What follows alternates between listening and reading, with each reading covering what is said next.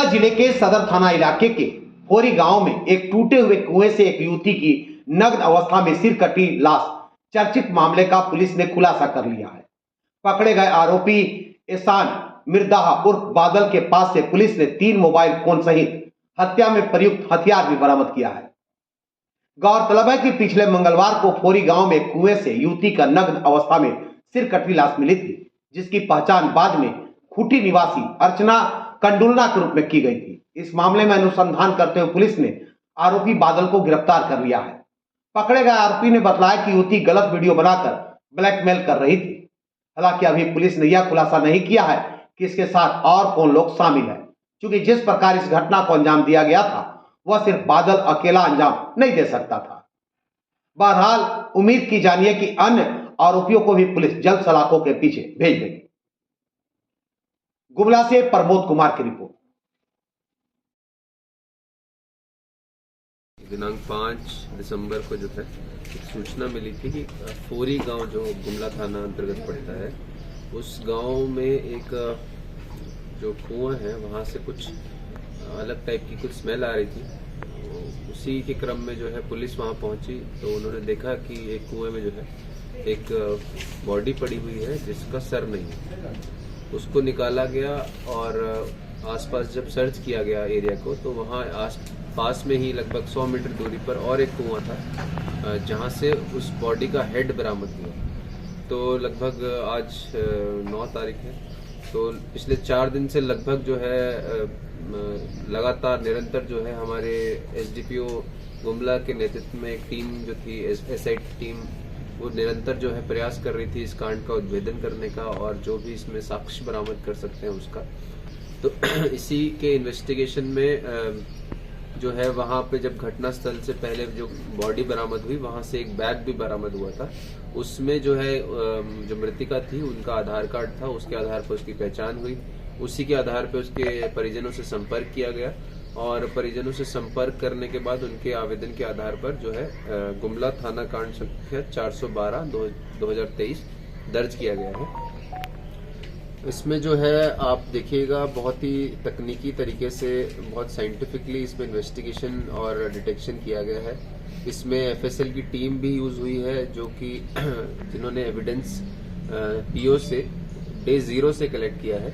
और इसमें जो है रांची से जो स्निफर डॉग की भी एक टीम यहाँ पर आई थी और उस टीम के द्वारा भी बहुत इम्पोर्टेंट हमें मतलब जो है उद्भेदन में बहुत इम्पोर्टेंट क्लूज उसने हमें प्रदान किए, लीड प्रदान की, जिसके कारण टाइम से उद्भेदन हो पाया।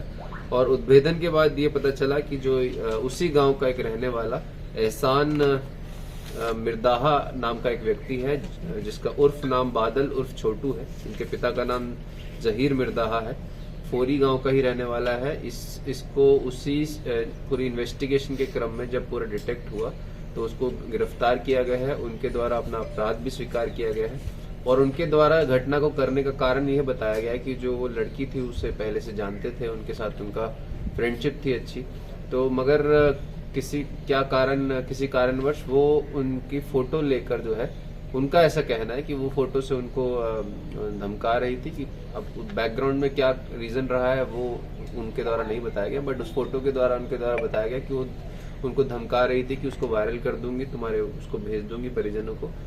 उसी के उसमें उसने उस दिन खूब अपना मेंटल जो बताया कि मैं मेंटल उसमें नहीं था, उसने पूरा प्लान किया गुस्से में, आक्रोश में, और उनको बुलाया लड़की को फोन करके यहाँ गुमला।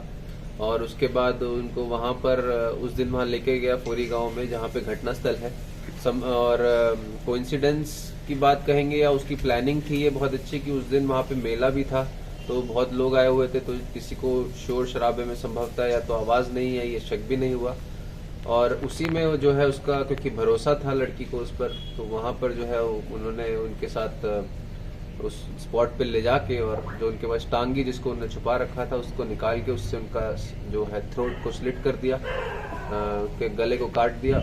और जब वो छटपटा के अपना बचाने की कोशिश कर रही थी, उसी हाथ पैर चला रही थी, उसी क्रम में उनके हाथ में भी जो लड़की का हाथ, आप जान रहे हैं कि लड़की का हाथ भी जो है बरामद हुआ है बाद में अलग से, तो लड़की का हाथ भी जो है छटपटा रही थी और उसको मतलब धक्का वक्का दे रही थी, उसी क्रम में उसका हाथ भी कटा।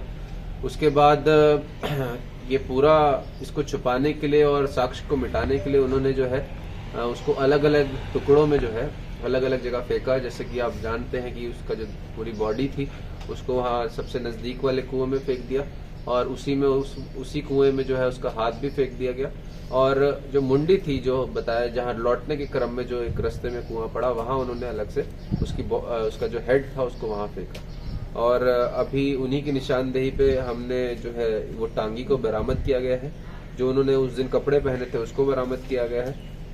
जो लड़की का हाथ था जो फर्स्ट डे बरामद नहीं हो पाया था, वो भी उनकी निशानदेही पे बरामद किया गया है। जो उन्होंने इस पूरे कृत्य को करने में जिससे वो लड़की को रिसीव करके लेके गए थे मोटरसाइकिल, उस मोटरसाइकिल को बरामद किया गया है। और उनके पास जो मोबाइल फोन्स थे कुछ, उनको बरामद किया गया है। जो उन्होंने उस दिन जूते पहने थे उसको भी बरामद किया गया है। तो एविडेंस संभवतः काफी है हमारे पास एंड हमें काफी होपफुल है कि इसमें इनको काफी कड़ी सजा होनी चाहिए।